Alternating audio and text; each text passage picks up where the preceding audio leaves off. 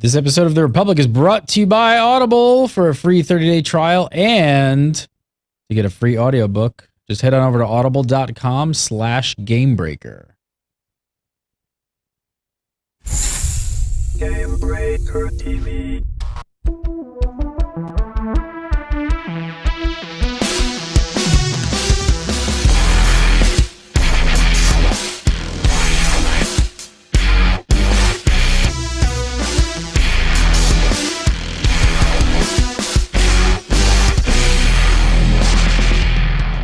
What's up, everyone? Welcome to The Republic, episode 133 for April 15th, 2013. I'm Gary again, and you're watching Game Breaker.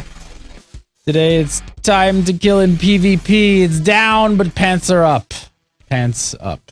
Justin, put your pants on. Ability delays rears its ugly head again, and not is all fabulous with the gay patch, all that and more. But first, from massive.com, it's Mr. Larry Everett. How are you, sir? I'm tired, but I'm here. I'm glad you're here. So that's good. I'm glad you're here. Yeah, I'm glad to be here. And somewhere joining us, of course, Mr. Justin Lowe. Hi. How are you, sir? Good. That's all He's happy too. Everybody's happy. Our hearts tell. and thoughts go out to everybody at the Boston Marathon today. Kind of a crazy Monday. A little bit incredible. weird. A little bit weird. Let's talk about some Star Wars: The Old Republic. Hopefully, I could rage and cheer some people up. Hopefully not. Hopefully, it'll be all good stuff. So rest in peace, naked PvP. Pull your pants up, Larry, or go play Scarlet Blade. Hey, would you guys be interested in a Scarlet Blade show? It's got more story than you guys could even believe. What if we do a Scarlet Blade show? I just actually, for Massively, I just finished playing about an hour and a half to 2 hours of that, and that's about all I could take of that game. Really? You gotta play with it. You gotta play with our crew. Apparently, because deep. It's a horrible game. It's a horrible game. Beyond the sexism of it, it's a horrible game. There's no redeeming value of that game at all. None. I thought the MMO mechanics were amazing. It's a game? Amazing. Yeah. It's a game? I play MMORPG. It's a game. That's right. We did find out one thing though. You can play the game one-handed. It's important. It is extremely it's a crucial important feature to that game. It is. Yeah, all right. It is. Back to Star Wars: The Old Republic. All right. What's the deal with naked PvP? We talked about it last week. Is it fixed? Is it going to be fixed? What's happening? Well, I guess it's a Being in the process of. I guess it's a let's wait and see. You know, yeah, we'll see if it works. Honestly, I mean, I'm to be perfectly frank and honest, I am almost to the point with SWTOR that I think that they should just kind of give up on making PvP completely and totally viable. Concentrate on what you do best, which is the PvE side. Exactly. Agreed. You just want them to give up completely at this point? You're just like, it's okay. What this is doing is this is taking resources from something that they could be doing right. You know, and they do. Well, it's probably a completely different team. PvP Yeah. or well, no, PvE I understand. I understand that. I understand that, but the combat team is definitely involved in the PvP side and the PvE side. You don't have two combat teams. One, you know, so so it's taking energy that is and resources, meaning manpower, over on the PvE side or PvP side that could be used on the PvE side. And you know, so what happened with this PvP thing? Did it get fixed? Was there a fix? Are people still running around nude or what? Has it been patched? Oh, well, as of right now, yes, they are still running around naked. Tomorrow we'll see what happens, because I think tomorrow is when the patch comes out, and we'll see if they continue to run around naked. Supposedly they fixed it, but they're also telling you not to do things like mix PvE parts with PvE parts in your in your equipment, In your mouth? in your mouth. I don't even understand what you're talking about. Are they actually telling you not to do certain like parts of content or something? Like No, they're telling you not to. Okay, so if you have, let's say you have your chest plate has, because it has three. It comes with three different parts. It comes with an armory, comes with a mod, comes with an enhancement. Gotcha. If any one of those had all on the PvP ones, all of those have expertise built into it.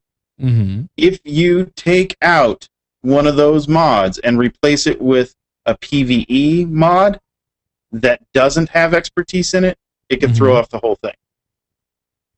Gary, I got these for you. Just thought I'd let you know. You brought the ibuprofen today. Okay, I might need them. All right.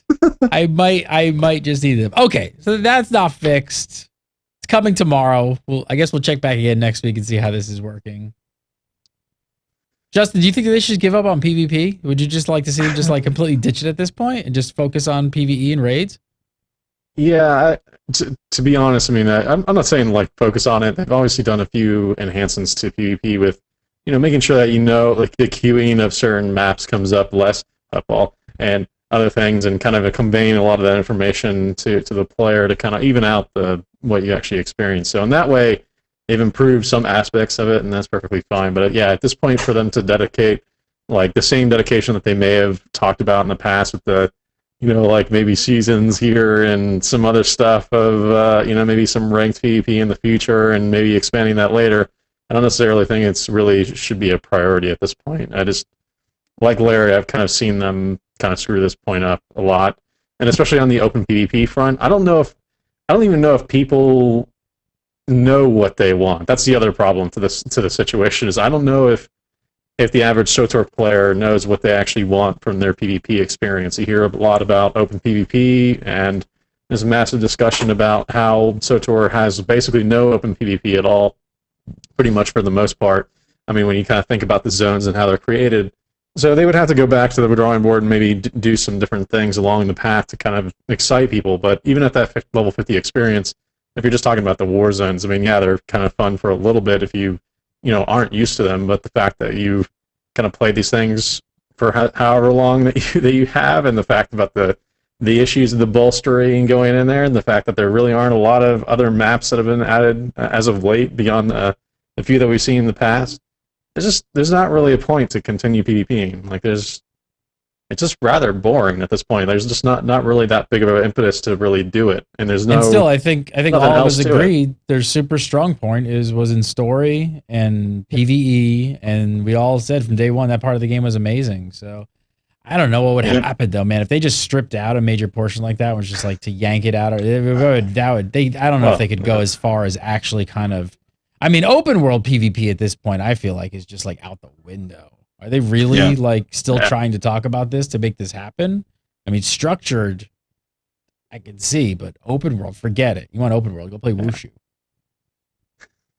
I just think that at this, I'm not saying completely get rid of PvP altogether.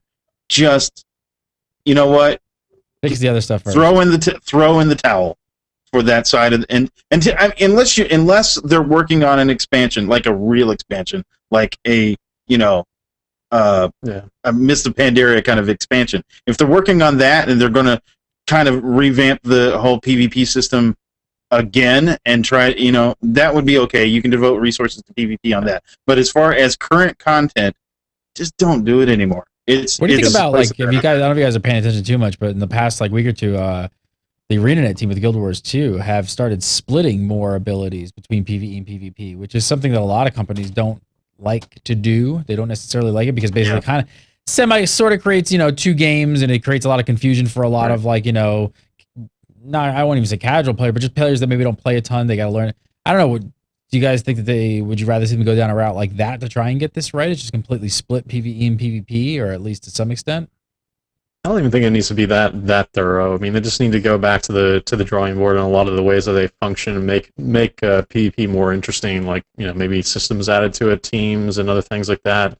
go back to that original sort of thing that they were talking about, in the beginning of the guild summit, and maybe go and flesh those out a little bit, and then maybe come to the back of the drawing board on some of the balance stuff and the way that the bolstering system works, and maybe come back to that point. But as of right now, yeah, it just kind of seems like it's kind of all over the place and just really not really anywhere near consistent as far as the experience. So on a potentially related note, or at least PvP note, there have been some major complaints about the time it's taking to kill in PvP going down.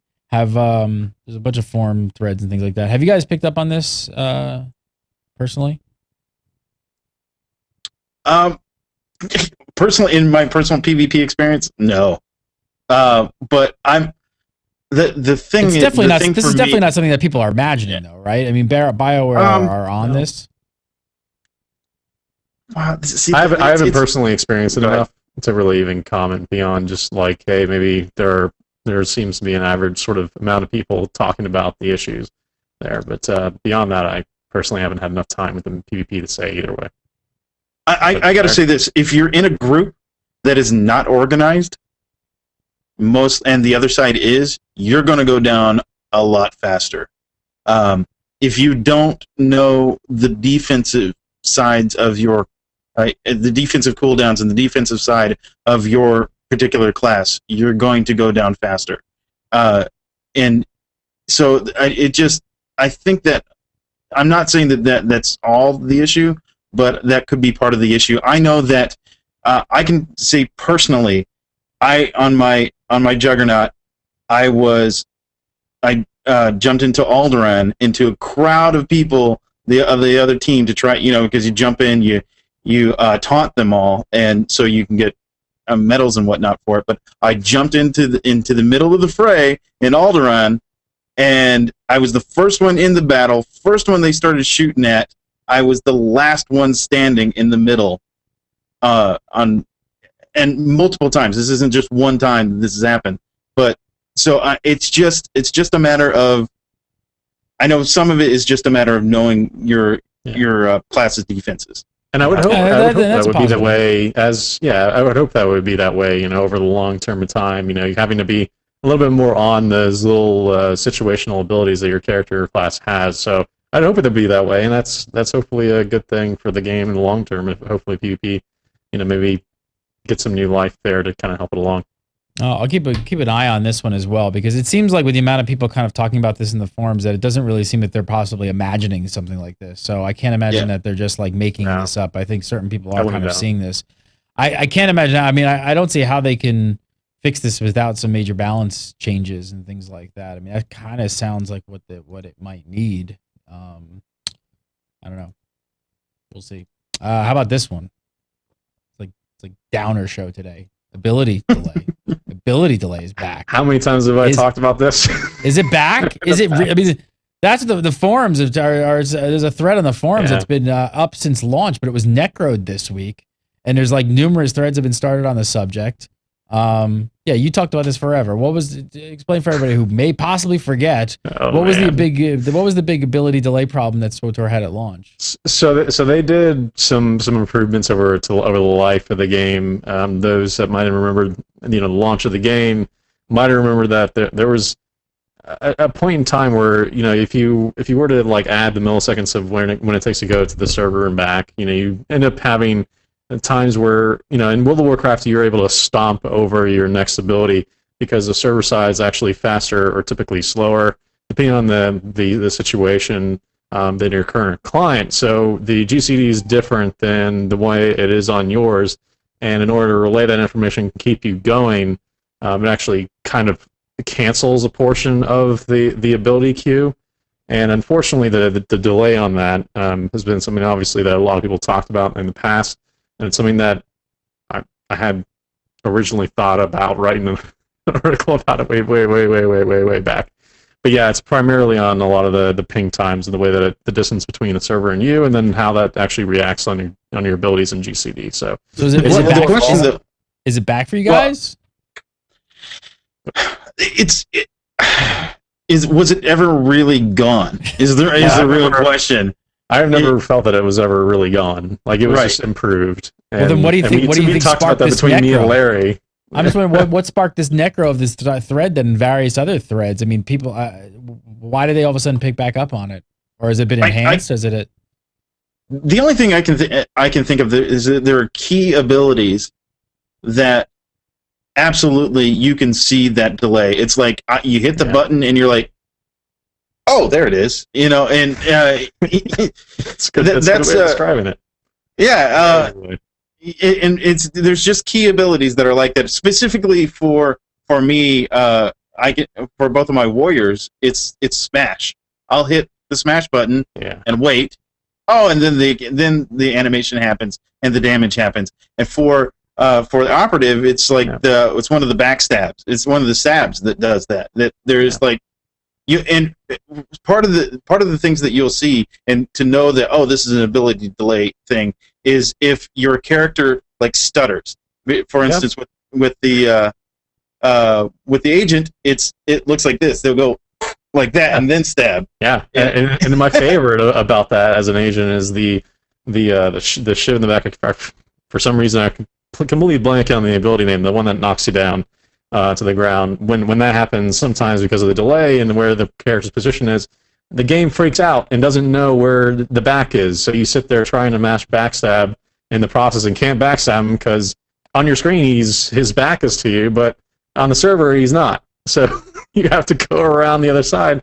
And by the time that you figure out, I can't backstab him, I got to go to the back, he's already up and he's running off. So it's you were going to write an editorial or something on this at one point in time. So what do you think? Way back, because we had talked about it like enough that we had talked way about it. So do either of you guys have enough technical knowledge to kind of take a stab at the fact of whether it's like specific abilities that are having issues, or whether it's actually just certain abilities kind of make it more apparent visually, or is it something that's happening across the board?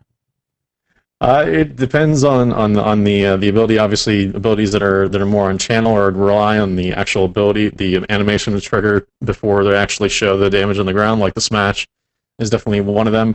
But you add in the ping times from your time to the server time, and when you're talking about servers like, and for instance, the European regions where people are further away typically and have higher ping times, or people just on our servers but in other countries, then you're talking about massive delay times that then add up to each other, and this kind of just all kind of snowballs. So it's not necessarily abilities themselves. Obviously the insta cast ones are better in that route, and also channels. It just seems to be associated with the ones that are insta-cast, but also relying on the animation completing before, or situational abilities that require in the back or where they're actually standing before it actually triggers. So like I said, smash is one of them. Hidden blade is definitely one of them, and backstab I think is also another one as well. That kind of gets screwed up, and that kind of goes throughout all the other classes as well. They have a couple of abilities throughout that have this issue, along with the lag times to the server. Do you guys think that things like this like affect the majority of people playing the game, or do you think that they just overlook it and don't even really care? That's a good question. It annoys the hell out of me, I can tell you that much. Whenever I experience it, it's been like the bane of my existence, because we played World of Warcraft way back. I mean, we've all sort of been players of that game at one point in time, and at least in Blizzard's case, to their credit, kind of fixed this problem a long time ago. They figure out a way to allow people to stomp over their GCDs and cancel frames of animation so that they can actually get over that hump, so you're not relying on these drawn animations that SWTOR and other games also rely on as well.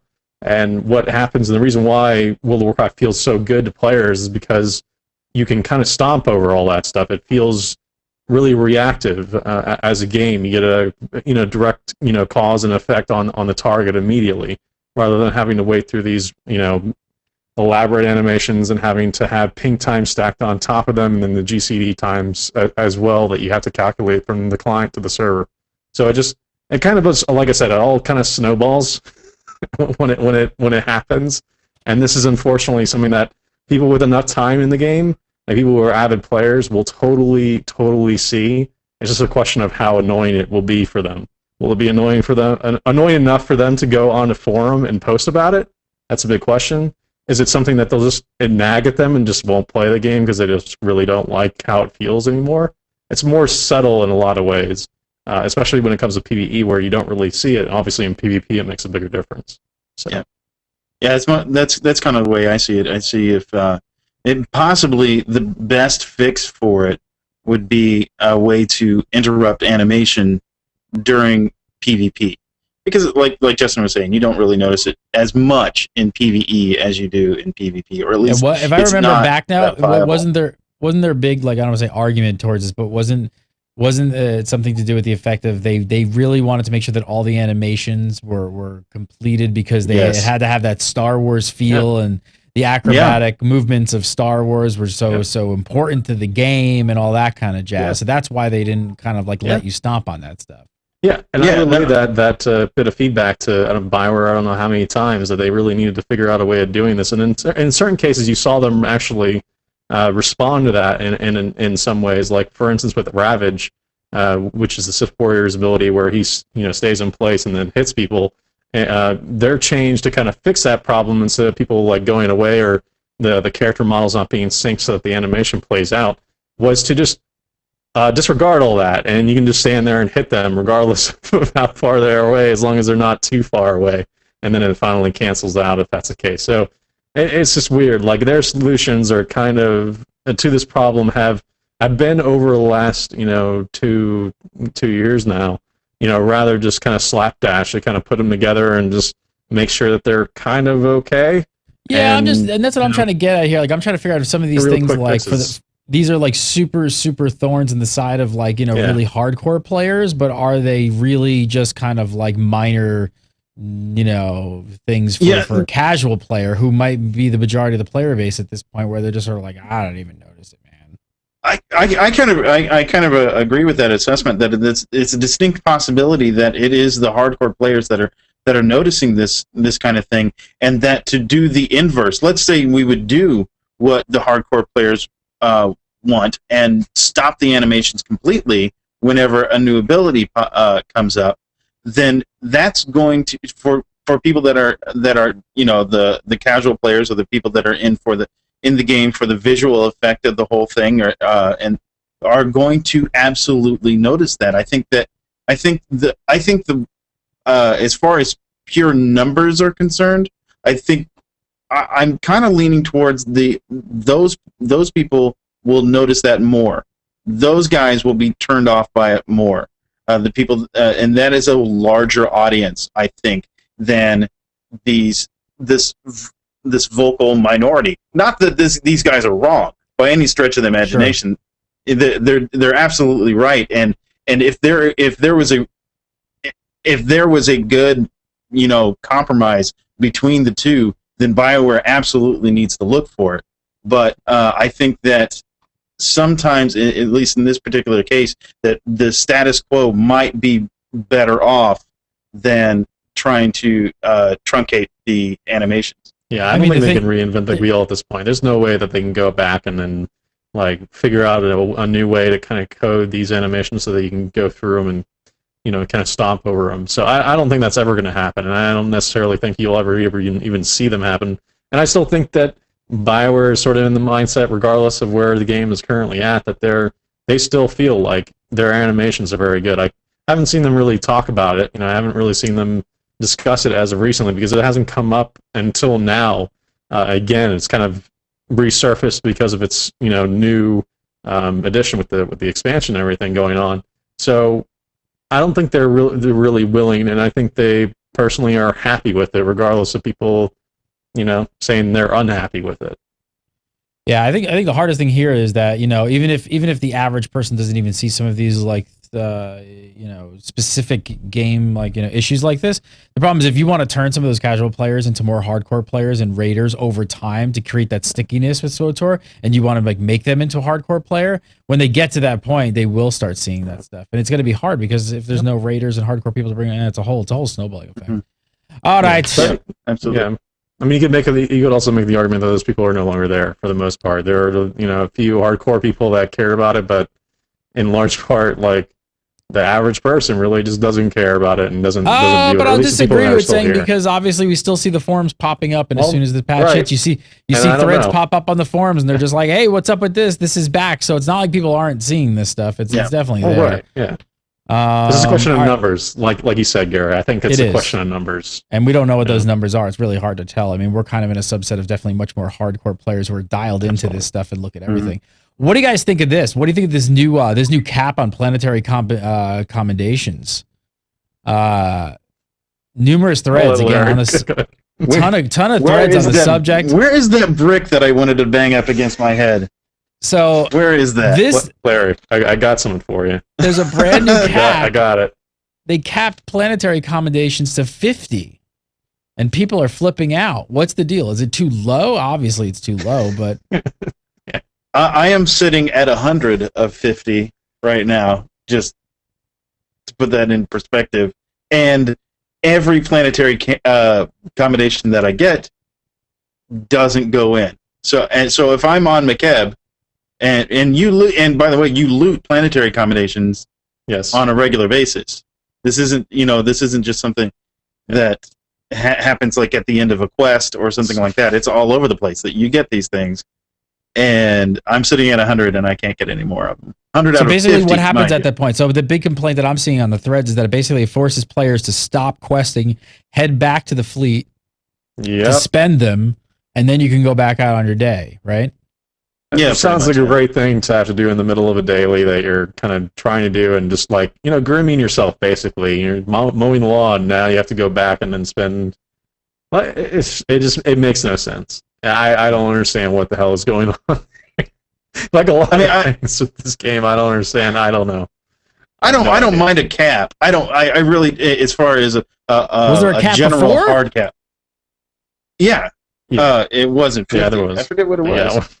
Yeah. It was obviously a number that didn't matter because you didn't they were know also it was even separated there before. Like they weren't just planetary combination before. That's so. All right, so you guys unpack this. Why the change now? Then why make this change? Any ideas why they would be doing this? Speculate. Honestly, the whole idea of a cap kind of boggles my mind a little bit. Chat room is saying it's 1,000. I don't know if that's right. Before it was 1,000. Did you say 1,000? I don't remember what it was, to be perfectly honest, because I didn't ever look. And I mean, what are they trying to accomplish here, though, Larry? Well, correct me if I'm wrong, but the reason that you put caps on there is so you don't have people just doing that one thing over and over and over again and kind of grinding it, and therefore ruining the game for the rest of everybody else, right? I mean, is that why you do it? I don't know. Yeah. I'm trying to fathom this whole idea. It could be both reasons. For capping, like, to me, it just seems like trying to keep people subscribed, trying to keep people actually playing their game so that they can continue reaping the benefits of that and keeping them constantly using it so that they have to keep coming back, and then it's all kind of funneling into the reasons for their subscription model. To me, I mean, that's the only other reason why I can sort of justify, or at least the reasons why I can see them doing something like this. I don't see there being a real reason for the 1,000 beyond that, or the cap as low as it currently is beyond that. I just don't. So subscription lifts the cap then. No. What I'm saying is, as a subscriber, you kind of have to keep going forward. You can kind of keep doing your dailies and kind of keep going through the game. So it kind of keeps you constantly, accruing these things and using them so that you have to constantly keep coming back as a player. Obviously, the free-to-play stuff, you can still get them if you're free-to-play, but, most likely people who are free-to-play likely don't have the cartel yet. I would have to assume most free-to-play players don't have it, but I could be wrong. Again, this is all speculation, and quite frankly, I'm not even solid with it personally. Is there a possibility that without the cap, there's not enough things to do with your commendations, and you're just going to have a surplus of them to the point that you just don't have anything to do with them anymore? Is it sort of a currency gate? possibly. Yeah. Well, kind of. Yeah. I mean, I know that. I'm at the point with for instance, classic comms, where I don't need them anymore. I don't spend them on anything. In fact, what's really funny is with the classic comms is that I reached my weekly cap and I still get them. Like I probably have doubled in this week the amount of classic comms that I should than my weekly limit. So I don't understand. I don't get it. Good thing that they're going to swoop right in there and sell you like increased cap level, free to play. No, they haven't yet. Don't take. I haven't yet. Yet. To be honest, I'm expecting them to at this point. I don't know, man. I really don't. I don't know. I don't know. Now, I don't feel good about the entire thing. I really don't. It's weird. It's really weird. Where are you going with this? What do you think? I wouldn't be surprised, as much as I'm laughing about it right now, I would not be surprised if they sell you an increased cap limit as a free-to-play item that you buy from the cartel store. I would not be surprised. I wouldn't either. I mean, planetary accommodations are unlimited, right? No, they're limited. They're 50. Yeah, they're limited to 50. That's basically what we're talking about with the issue there. So yeah, that's the big. That's the. Yeah. That is the. The weekly cap. The weekly cap. Oh, there is no weekly cap. It's just 50. That's what I'm saying. Yeah. Right. What you can carry, basically. So you can earn as many as you want, but you have to keep spending your 50, basically. Yeah, pretty much. Yeah. It's more and that want a better one sink. that one's more of an annoyance, really, and where the other ones are just the other ones are a problem. Like they're getting in the way of. Well, quite frankly, they're pretty much saying to me, we only want you to play this part of the game this many times. Yeah. Otherwise, don't play our game. We don't want you farming off of these dailies constantly. Don't do them as much as you should, because we don't want you doing that. We don't want you. We don't want you to log into the game every day. We want you to, it's that kind of thing. We don't want. We don't want you to play the logic that you have to go through. Flashpoint. It's kind of what BioWare's doing. I really don't understand it because I mean honestly I can't. For instance, the new dailies that we get, if I were to do that every single day, plus do the the flashpoint, I know it's a lot of time spent, and I don't think that everybody's going to do this, but I would before the week ended, I would cap out every week. They don't want you to do that. They don't want you to do that. We talked about how sort of the philosophy that the psychological effect of cornering everybody in back of a box since the beginning kind of just keeps going. It's this negative effect. It's weird. All right, let's talk about Makeb really quick. Makeb apparently is the only planet in the game with taxis that instantly warp you to your location. So this is something. What's up with that? I mean, what is that? What everybody just are you happy? Is sad, or is it just like they don't want you to kind of see Makeb? Why do it differently? Okay, there's two answers that I have to this. It's a cynical bastard answer, and then yeah, exactly. There's a happy answer, which is we want you to get to your destination as fast as possible and start playing the game without the silly taxi runs through the whole planet. And then what about Bob just called the real cynical answer? Exactly. It's we didn't want to spend the money on art assets to flesh out the whole planet. Is that really what? Are you guys missing the fact that they're not done the same way and they're just instantly kind of getting you there? And it does seem kind of weird. Maybe that's what players wanted, though. Maybe players just really wanted. Maybe it was cheaper, and players were just like, "This is a waste of time. Like, why do I have to go through all this? Just get me to my point and let me keep playing the game." I'm one of those people who would rather spacebar through the taxi ride. So personally, I love this. I mean, I actually do. Like, I'm glad that they do this. They should do the same with all of them. I think this is a thing that MMOs should never continue to design. Like, you should never have to do like some flight path in the future for any MMO. The reason why they have them is beyond me because it just takes up too much time. I understand you're trying like explore, but after that first initial run, there should just be a skip flight button. There should be a like You just want snooze. to teleport. You just want teleport. Yeah. Insta tellies just everywhere. Yeah, absolutely. I gotta say though, this is one thing that the instant travel does. Is for me, Makeb, even though I know it's huge, it really is. It's I would say the largest planet we have in the game.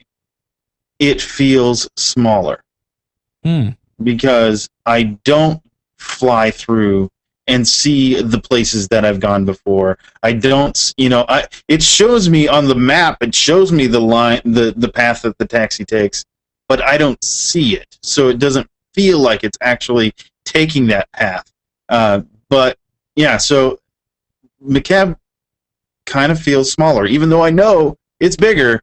It feels a little smaller because of that.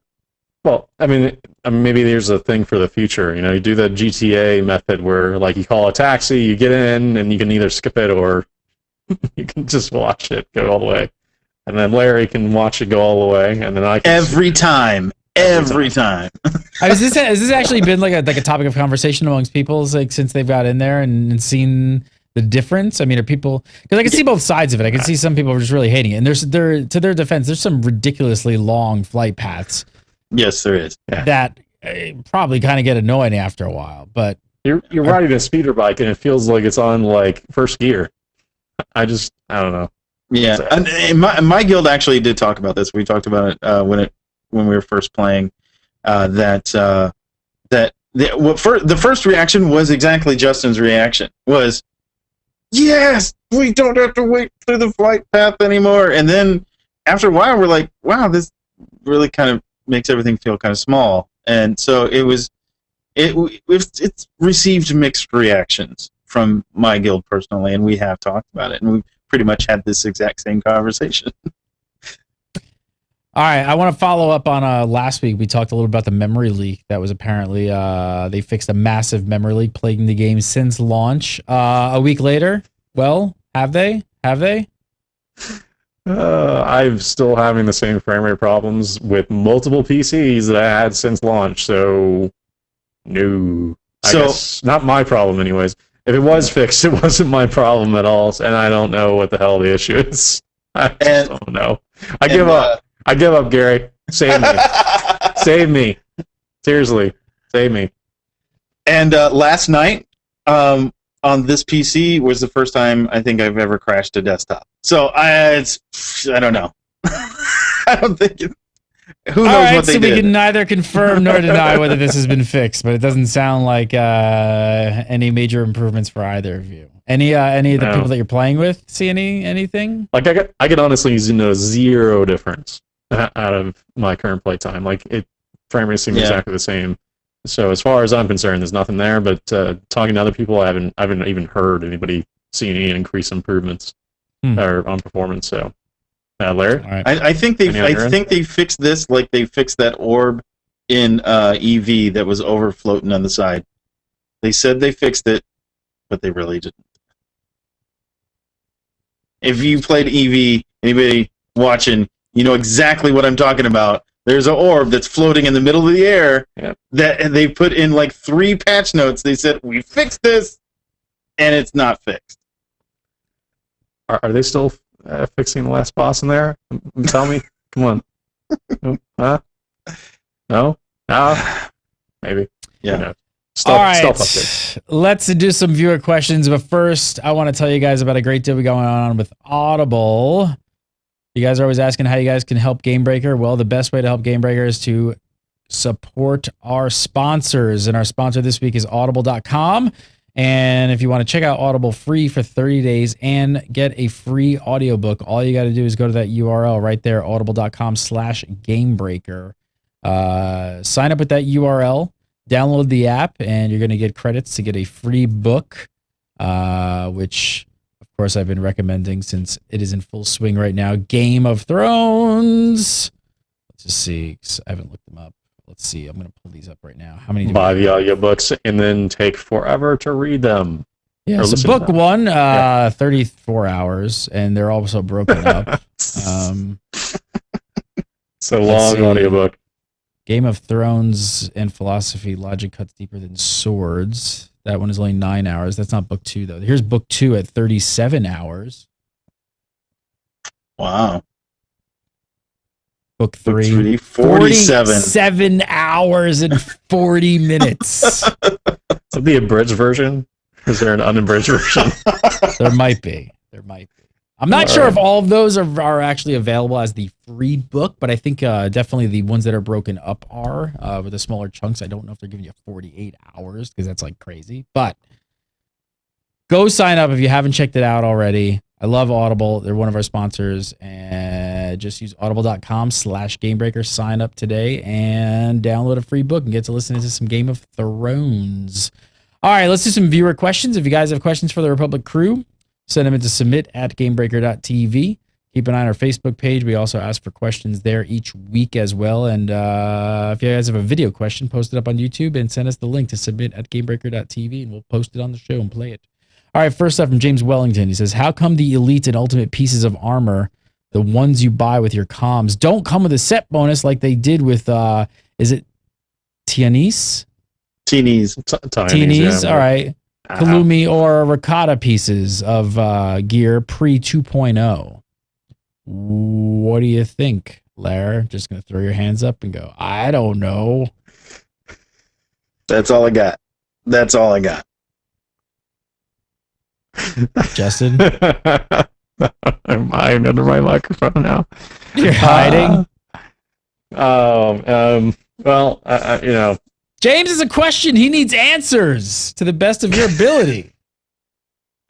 Yeah, I just think it's just, I don't know, grinding, personally, grind. But, you know, He has no answer. I have really no answer. You didn't either, Larry. You threw your hands up and then I moved on. More grinding, because that's how MMOs work. That's how MMOs work, James. Learn it. Learn it. No, it really feels like I honestly, it feels like they're taking something away from us. So I mean, James, I feel your pain. I totally do.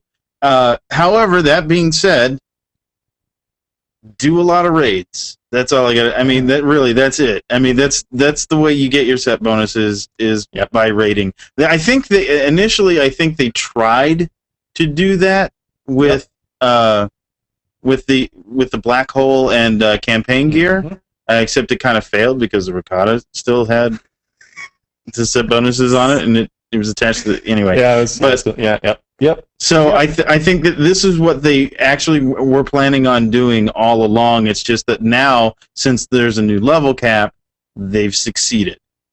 Yep. So, happy birthday.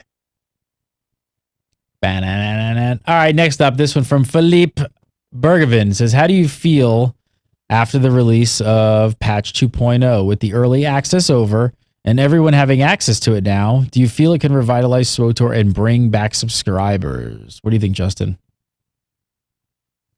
Bring back subscribers, maybe, depending on how they end up doing it. Obviously, people will buy it. Or I think people who have been out of the game for quite some time will buy it, maybe come back for a week or two. But I like Larry said, I really doubt that this content is meaty enough, given enough time with the game so far, and given impressions from multiple people, that it will bring back the kind of level that they kind of need to. So I worry that this update likely will not bring back the numbers that they want, personally, from my estimates. Could be wrong about that. Could end up doing very well from them, depending on the reviews and how stuff goes from people. But I don't think there's enough marketing material around this game, or enough marketing around the update, and I don't think there's a lot of impetus for review sites to go back to it and review it and get a sense of how this game is and give a review to their readers. So I just don't think there's much in the way of any sort of promotion for it. So I really doubt that, even if the content is even what people want, I doubt people even really care at this point that are old players of the game. As crappy as that is to say, this is not the kind of update they're looking for. Obviously, they want a bigger update. They want a big expansion, a meaty expansion, and this is just not going to be it for them. So you feel pretty much that like it's not like it's creating these undercurrent of waves across forums in the internet that's going to sort of like go after those people. And I was watching NeoGAF and some other boards that are more general based to kind of get a sense of where sort of the hype level was at. That the threads that I saw that were up on those general boards, maybe stayed up for maybe 2 hours if that, and dropped to the bottom because they weren't getting really any activity at all. So there really was no sort of hype level around even people who have played the game in the past from general board sense. So it just didn't seem like there were there weren't really a lot of people following it that were out of the game for quite some time. What do you think, Lair? I kind of disagree. I think that there is definitely that high-end hardcore group of people that we're just not going to see back, because the only thing that the expansion really gives them is scum and villainy, and I know just from running with one of the top-rated guilds is that they're already finishing it. They're done. It's like it was done when it was launched. So in hard mode, they're done. They're completely done with it. So there is that group of people that just I don't think that this is going to interest them as much.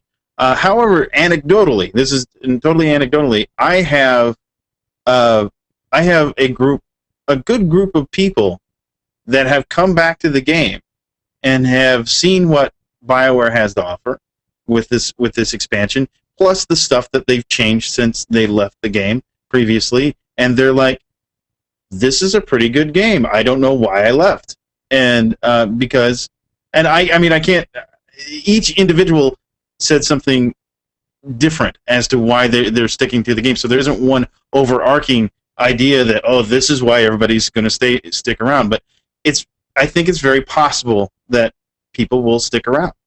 And I don't think that I don't think it's going to be that high-end hardcore group that I deal with in the comments massively, or the ones that we have here a lot. But there's definitely a group of people that will come back and stay back, at least until the next big game comes out.